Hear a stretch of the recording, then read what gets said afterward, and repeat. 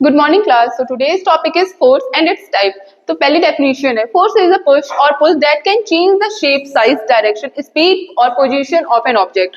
किसी भी ऑब्जेक्ट में अगर किसी भी ऑब्जेक्ट को हम लोग पुश या फिर पुल करें, उसकी वजह से जो चेंजेस आए, जैसे कि चेंजेस किस टाइप के, शेप, साइज, डायरेक्शन और स्पीड में चेंजेस आए, उस वो किसकी वजह से होता है, फोर्स की वजह से होता है। अब नाउ हम लोग किस पे आते हैं, फोर्स के टाइप पर आते हैं। फोर्स के दो टाइप्स होते हैं, first is gravitational force and second is frictional force. Gravitational force क्या होता है, जस्ट लाइक कि मैंने इधर डायग्राम बनाया है, आप लोग इधर से समझ सकते हैं। ये एक बच्चा है, इस बच्चे ने क्या किया, बॉल को थ्रो किया। A ball thrown in the air comes back to surface due to gravity.